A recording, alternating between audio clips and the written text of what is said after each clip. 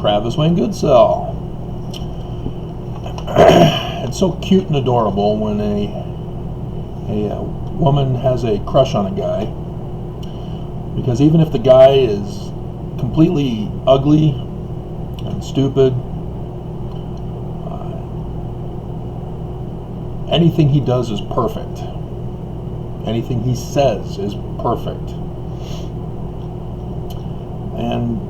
And so when our emotions get the better of us, we tend to have blinders on, and we reinterpret things.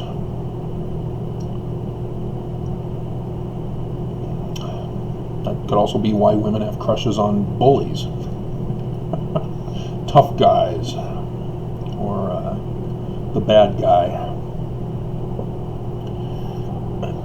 Well, when it comes to religion, it has the same effect. There are field-specific terms and words that are in every career field, including religion. So, for example, the first lawsuit I did, my request for relief was to have the defendant sell everything, I get the check, or two, do a transfer of ownership. I didn't know back then what the legal terminology was, but I knew the definition of what I was looking for. And so the legal terminology is liquidate and vesting of title, as I've since found out. And in other career fields, like psychology, which is a pseudoscience, it's a fake science, they use the title of doctor, as they can even have psychiatrists who can prescribe drugs. But the field is fake. They're not doctors. They are doctors in the sense that they got a doctorate degree from school. That's where the terms change for the particular field.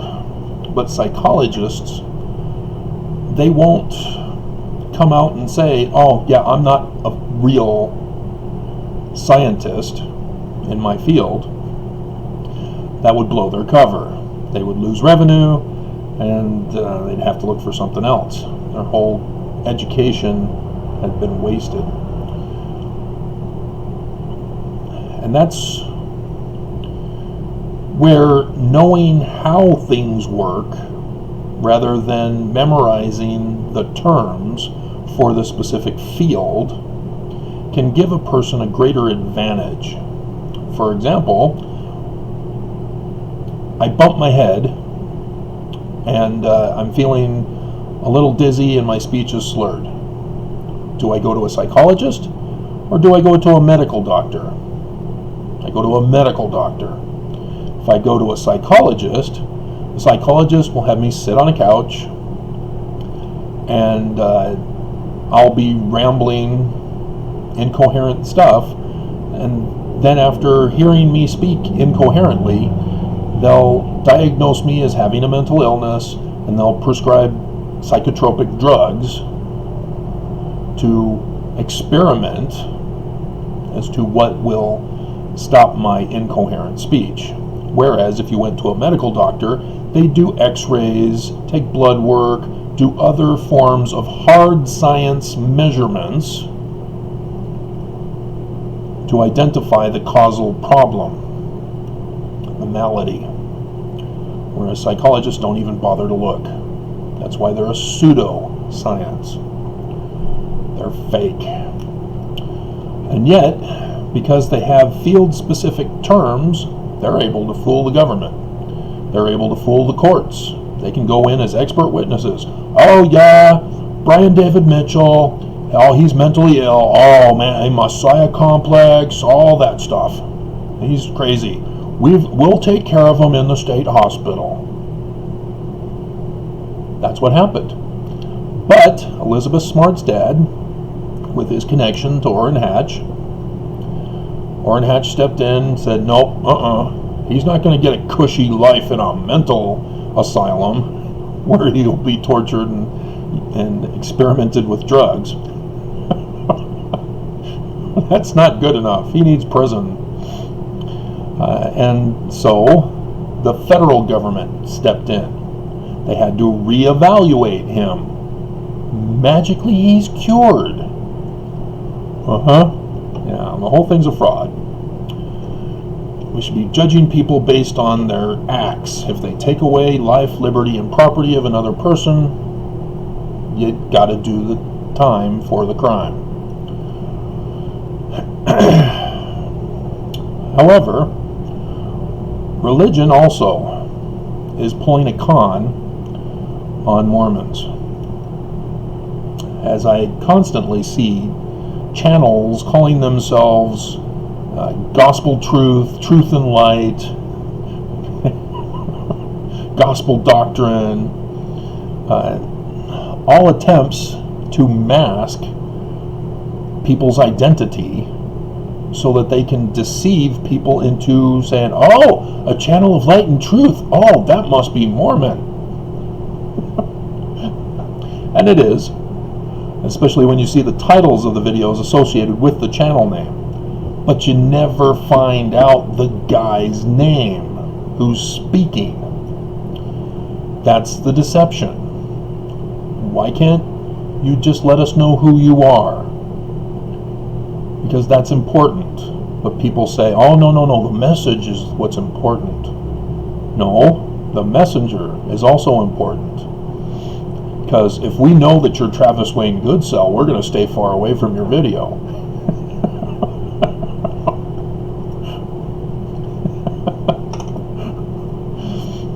But they get a lot of suckers and losers, shall we say.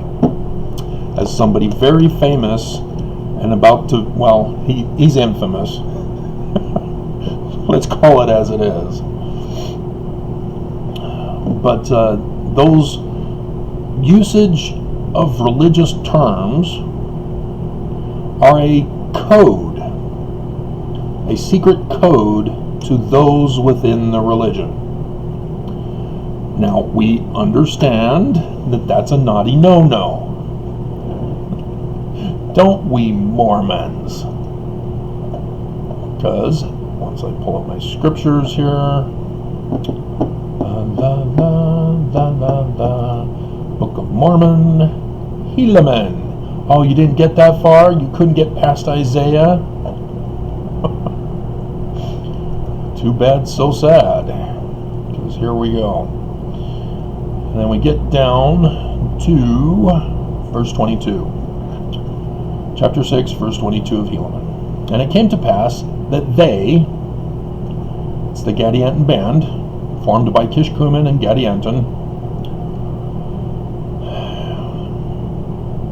did have their signs, yea, their secret signs, and their secret words, and this that they might distinguish a brother who had entered into the covenant, that whatsoever wickedness his brother should do, he should not be injured by his brother. And so, yes, in my particular lawsuit, I'm seeing the defense counsel using those secret signs and words to the judges, and have been exposing that, calling it a threat to the judges to drop the case, my case against them. And so I won. It's just now the judge has to decide, okay, do I take them down or do I risk having them murder me for taking them down? And they all side with them instead of me. And that's a big problem, because you're not good if you have to do evil and deceive. See, this is the sad part about people who want to be a certain identity. And we'll go back to our childhood rather than talking about the more pertinent issue. As children, we fantasize about being different people. Superheroes or Disney princesses or whatever we have watched recently. I remember when people would ask me, what do you want to be when you grow up? Well, at one point in time, because I was watching the cartoon Popeye the Sailor, wanted to be a sailor. Had no idea what a sailor was other than what Popeye showed me it was. And then other times, it was a police officer, because I probably saw Chips or something like that. And then a private investigator with Thomas Magnum PI. And so,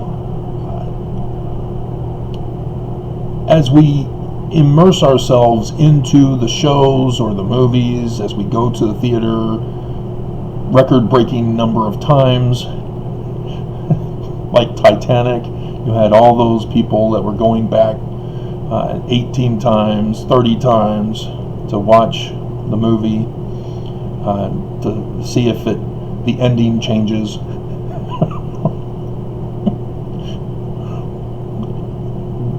And even with Star Wars, that was where I would have wanted to go over and over again. But with my cousins, we made sure to go on the first day of opening day, standing in the long lines. And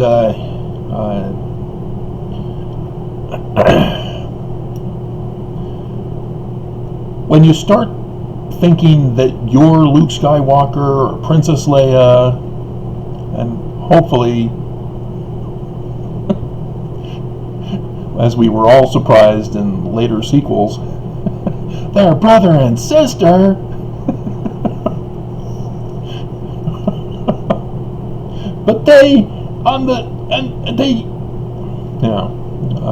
But we start acting and behaving like them until we start thinking we are them, and little kids are more susceptible to that. No, I want to be a princess. I'm a princess. Listen, princess. Take off your dress, put on your jammies. It's time for bed. I'm a princess. And people get so engrossed in an alternate character that they use the terms from the movie. Oh, Melissa was so cute as a little 1.5-year-old. Well, no, I think she was almost 3 or somewhere around 3. She had just watched Cinderella. I had it on VHS. And there's the scene where Cinderella is told she can't go to the ball until she finishes the chores, and they pile all the chores on her. And then so she runs out weeping onto the back balcony and collapses on the little bench out there. And so one time Melissa gets caught with something. Her mother caught her doing something. I have no idea what it was. I was told to make a parental stand with her against our daughter.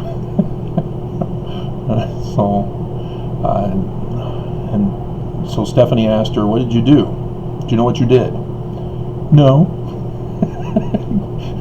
And I could see she was purposely lying because she didn't want to get in trouble, because she thought that she was going to get in trouble, and the fear of trouble was more than telling the truth. And so yeah, she pulled that stunt from Cinderella. And with religion, it's that same way.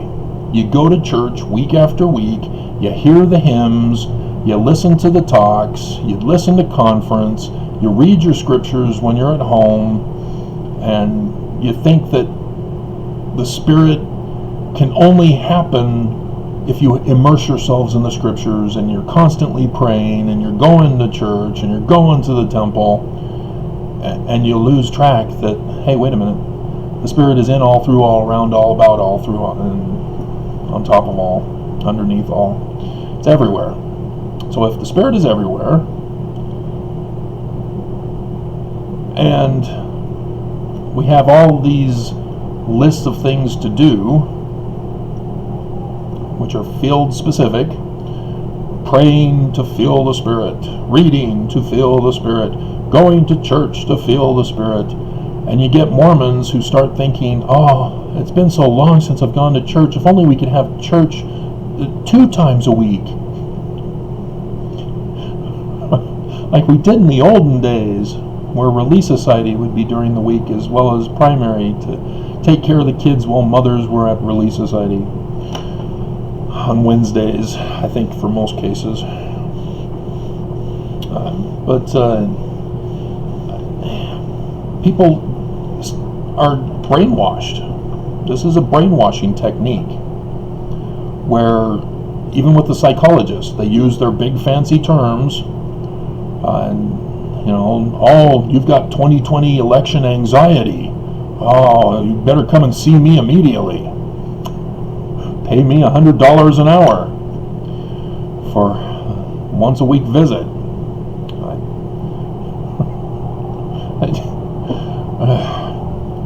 Isn't it interesting how are most people cured by now? Not quite. But again, that's an external force. That's not an internal mental illness. They tried to deceive everyone. They tried to deceive everyone with the coronavirus when everybody was stuck at home near the beginning.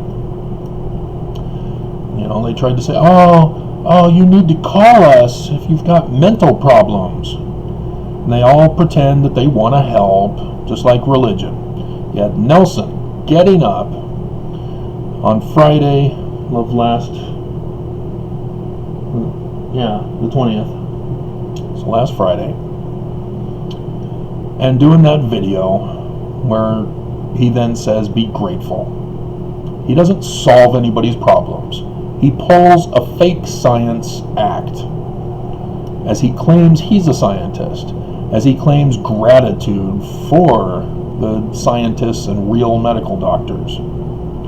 And he pulls a psychological manipulation.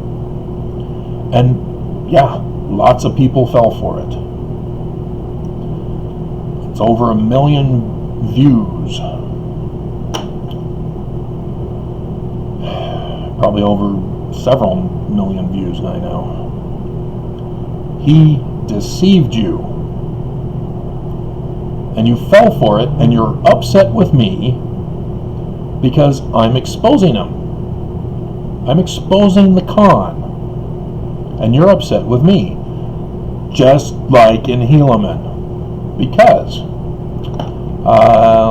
let's see, and whosoever of those who belonged to their band, that's B, should reveal unto the world their wickedness, that's me, and their abominations, hey, that's me too, should be tried, not according to the laws of their country, but according to the laws of their wickedness, which has been given by Gadianton and Kishkumen. It is contrary to the laws of their country and also the laws of their God. Mormons know they are not to attack, not to disregard me. To shun is the term that everybody knows that Mormons pull, and flock to those who use generalization words, who do not get specific. For example, a Light and Truth channel guy for Mormonism did a video about how Nelson talked about the Book of Mormon, how Nephi saw us in our day. And that was his title. And Yeah. Tens of thousands of views. And all he did was go over his talk for an hour. Reading it. Very boring. I gave up after the first frame to see what it was about. I wasn't going to, but it won't go away until I click on it. But then if I click on it, then they bring up other videos by this Light and Truth guy. Yeah. YouTube sucks. Could be done a whole lot better. But they want money. And the church pays them a lot of money. But that's what Nelson pulled in his talk as well, back in April. He just read from the scriptures, and all Mormons went, "Oh, wow, new revelation from President Nelson." Because that's what his video title was about. Russell M. Nelson said that they saw our day. Wow. No, the Book of Mormon says they saw our day, not Nelson. But again, this guy gets tens of thousands of views from people who don't bother to read their Book of Mormon, who just want to hear fluffy, warm feelings. Not some critic who's angry, who's exposing wickedness and abominations of their church. Our church guys, remember, I'm Mormon. Oh, no, you're not, Travis. No, you're an apostate. See, again, field-specific terms. You're trying to attack and abuse me with your abusive comments and words, name-calling. So, if I were to put down exposing wickedness and abominations of the LDS Church, secret signs, secret words, versus if I were to put the title, Light and Truth of the Gospel of Mormonism, which do you think will have a greater impact on Mormons and their desire to click on this video? Should we try it? Should I do this video 2 times with the 2 different titles? Let's try it and find out. But understand, brainwashing utilizes generalizations and rewording and oftentimes redefining of words. Religion does a lot of redefining, as Mormons think that faith and belief are separate. They're both from pistos. And if you're going like, what? What's pistos? Exactly, it's Greek.